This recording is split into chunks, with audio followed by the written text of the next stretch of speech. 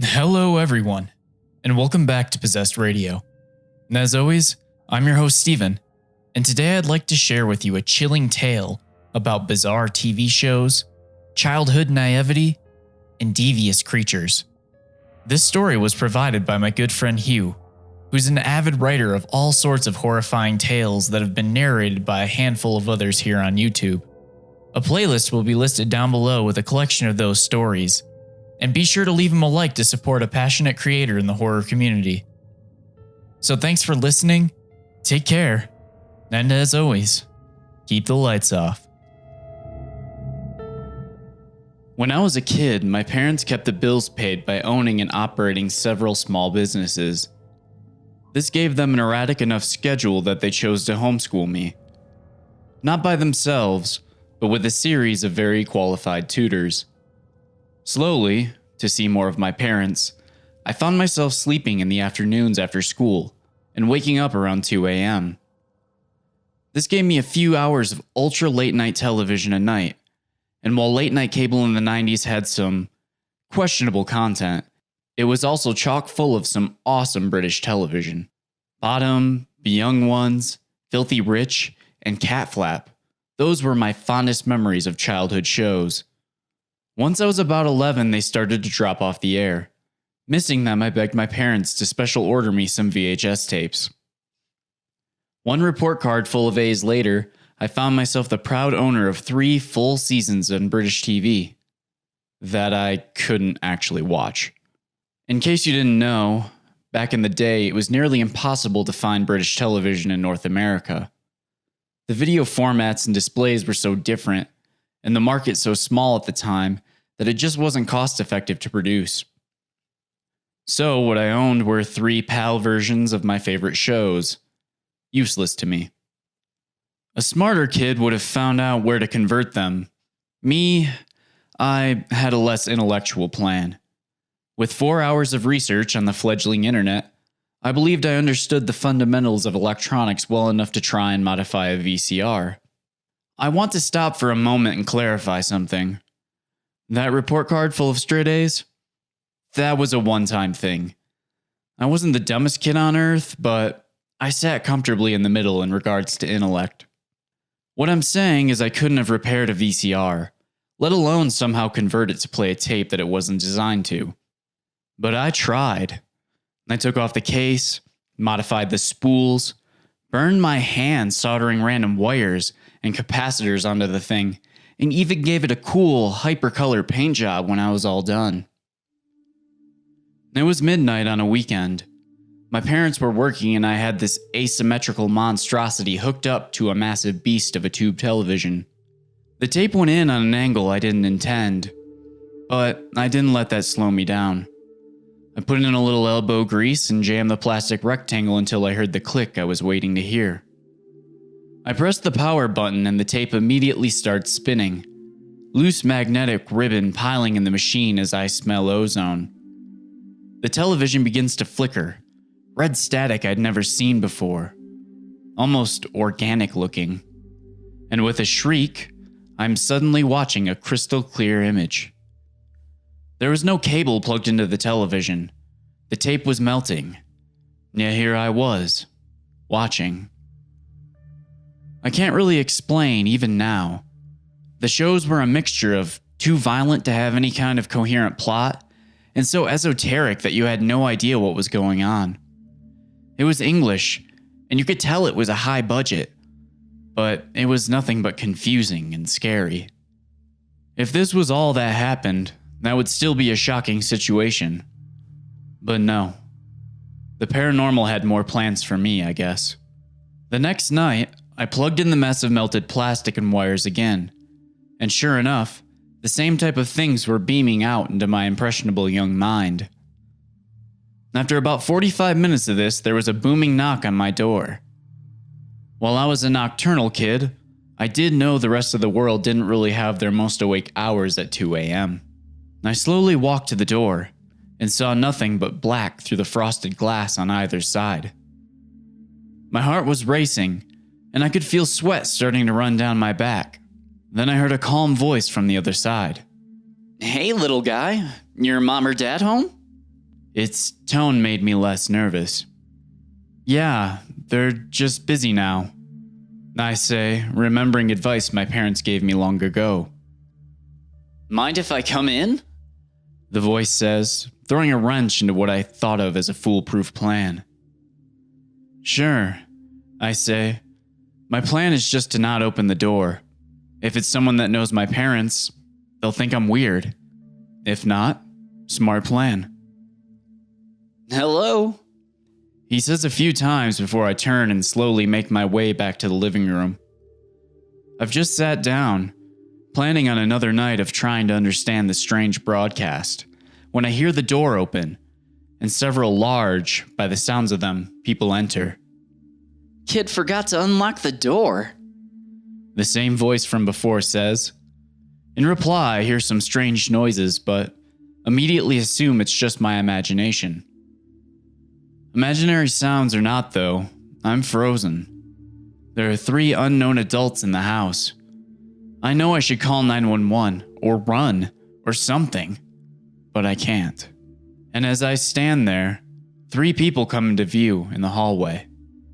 Keep in mind, I'm using this term very loosely. The first was wearing a long black trench coat. My jaw began to drop as I realized it was made with human skin, stitched together with dark black thread. That didn't hold my attention for long, though. The creature underneath was wearing old black jeans, held up with fraying, raw electrical wires. It had no shirt, and its flesh was a rotten butter shade of yellow. It has pierced itself with nails, staples, chains, and God knows what else. Inflamed red tissue where the impromptu body piercings were inserted. His face was dead of emotion despite his voice. Flat, cunning, and with pointed and chipped teeth too big to be human.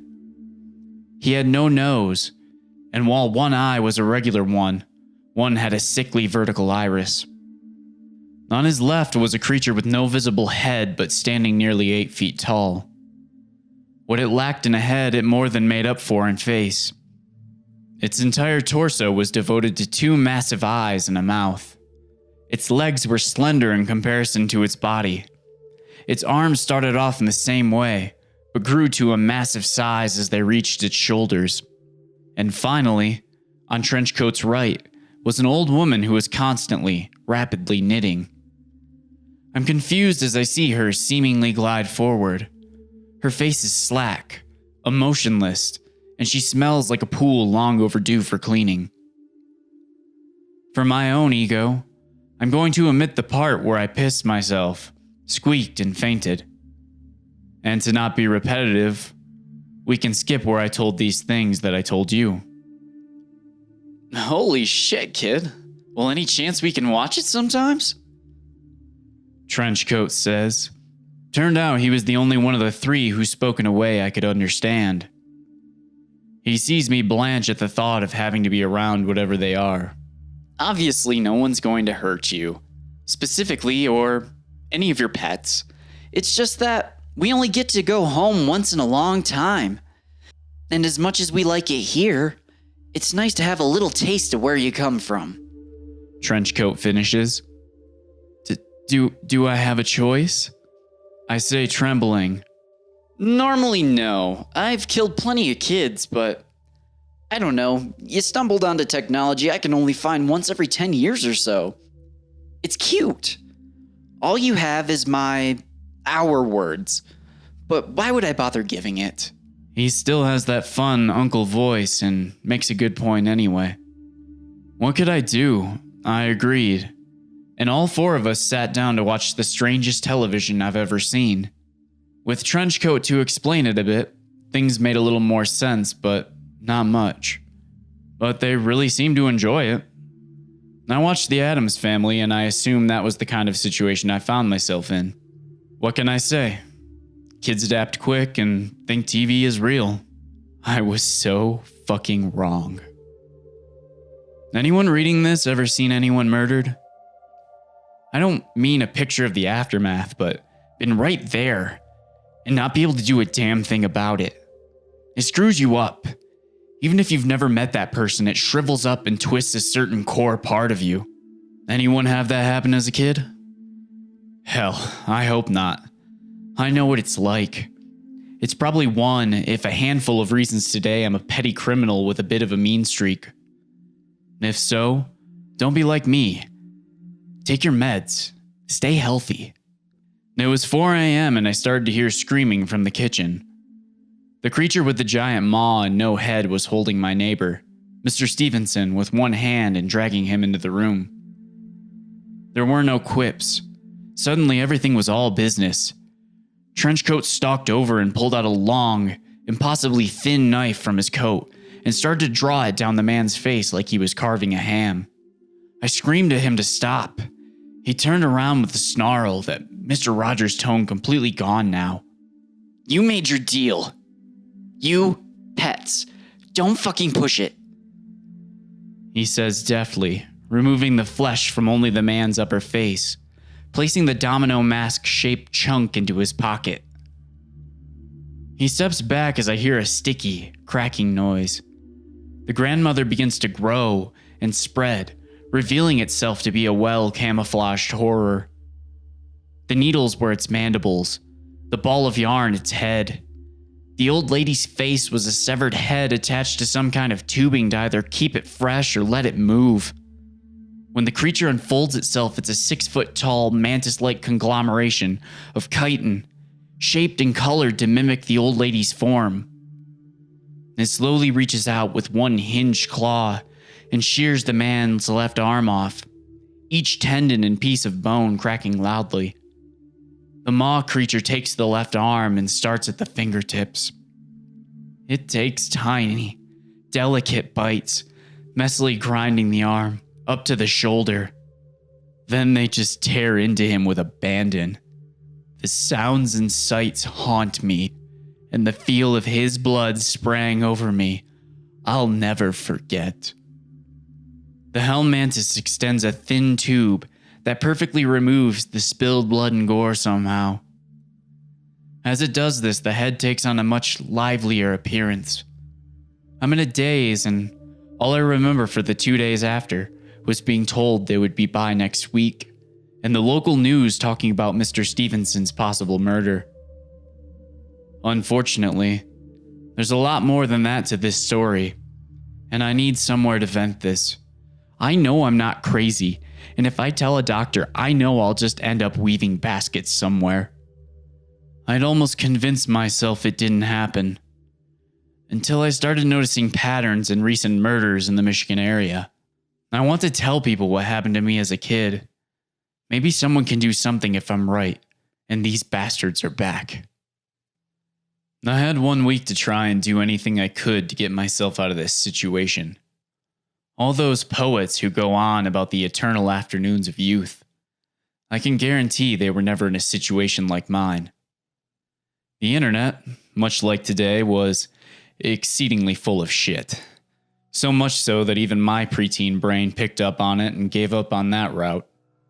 What it did contain made my blood run cold. Murder statistics being on a rising trend for the past 5 years.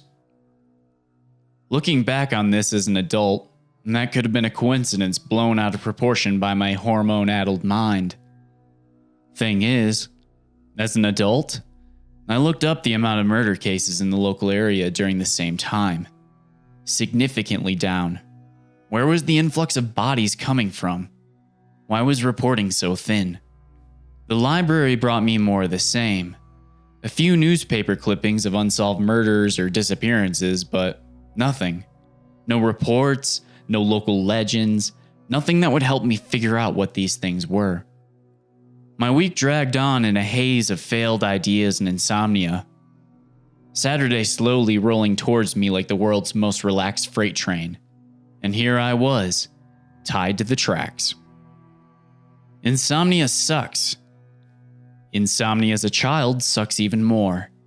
And the absolute King Hoover of insomnia is when it happens to someone with an already messed up sleep schedule. Strike 3. But I wasn't out. Saturday at midnight marked day 3 of zero sleep. 15 minutes after my parents left, I heard their footsteps. They didn't even bother to knock this time. Trenchcoat sticks his head into the doorframe of my room. Hiya, bud.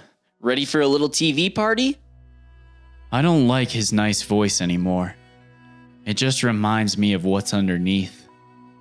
Sure, but can you guys not do that thing again? I say meekly, but I don't know how thin the ice I'm on with these things is. But I'm not taking any chances. Ma walks by carrying a case of soda with a brand I don't recognize, and a few grocery bags full of snack brands I do. All of my favorites, in fact. About that, kid, I think we can make a deal that we don't do that stuff in your house anymore. We were all really hungry, and sorry to say, but you are the only other option. He doesn't sound remorseful, more like he's making a deal. That'd be good for me. I haven't been sleeping. I tell him honestly. And as we walk to the living room and I hook up this catnip for the worst things on earth, I notice Hell Mantis is looking completely different. It is now an obese, older man, holding a big gulp with 2 long straws coming from the top. I'd have never noticed before, but when I really stare, I can see the flaws and imperfections that give the illusion away. Help yourself to the snacks before... What was it you called him? Trenchcoat says, pointing to Ma. Ma, I say, scared I might offend it. I like that. One of the better human names he's received. The pierced monster states almost proudly. You guys eat regular food? I'm curious despite the situation. You wouldn't know, would you? Okay, tell you what. I'll tell you a little bit about us. Only fair, I guess. Yes, we eat normal food. We also eat people, live animals, and lots of other stuff just for fun. But what really feeds us, what we can't live without, are those emotions.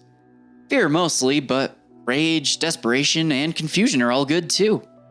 Ma makes a harsh, gurgling noise, and Trenchcoat rolls his mismatched eyes. I was getting to that. Sorry, Ma likes to butt in. What he was saying is that he's a special case. He can actually get a little bit of feeding from folks feeling happy.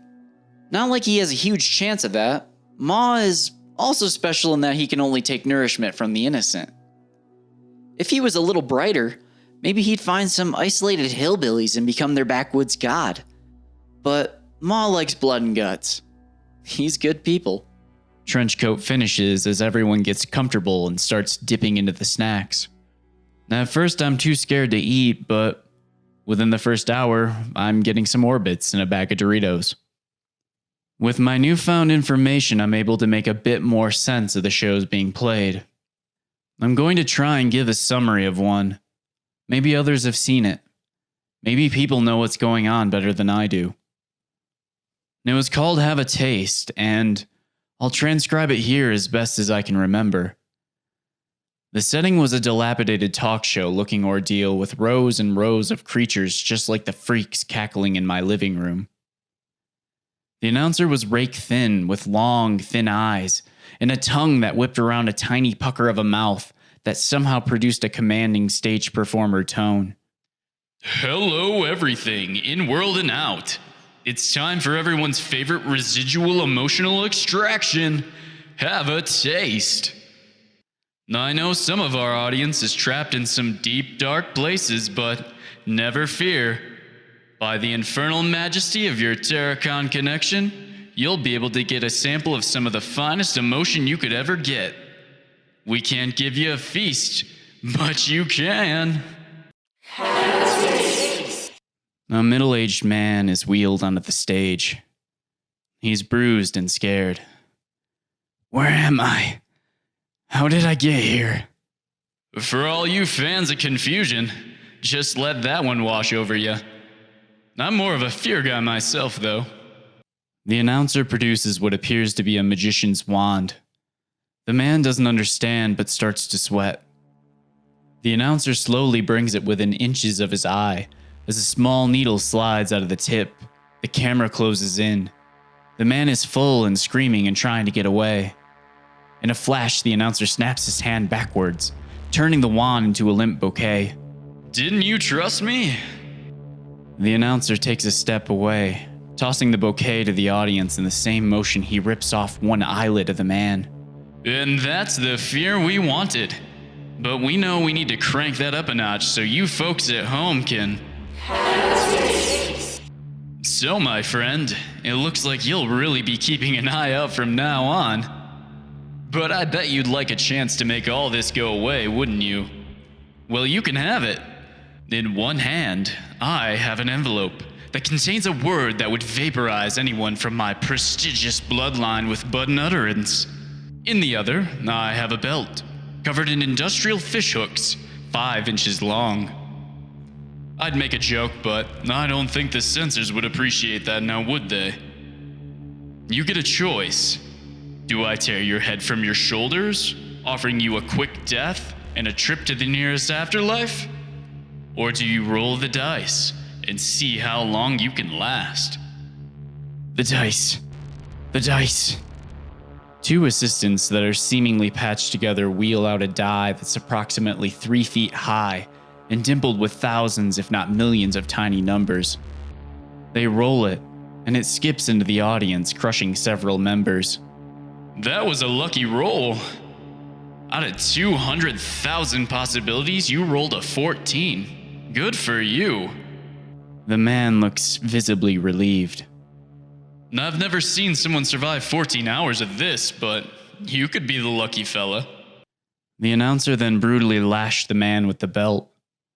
Giant wet pieces of flesh flew with every strike, but he lasted an hour and a half. Sometimes I still have to tell myself that the thing must have been keeping him alive somehow. I was seeing organs 45 minutes in. No one should be able to put up with that. All that did was work up my appetite. You guys? Trenchcoat says, standing. The other 2 exchange sounds I can't really call words, and all 3 turn their faces or similar body parts towards my tear-soaked self. You get to come with us, kid. We wouldn't want us to do it here, would ya? Do we have a deal? Something gives me pause, the structure of the sentence like he's trying to force me to agree.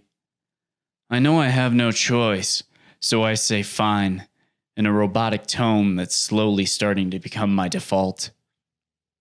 We wander the streets for an hour, and a new wave of fear hit me as I see how easy these things can blend into the darkness.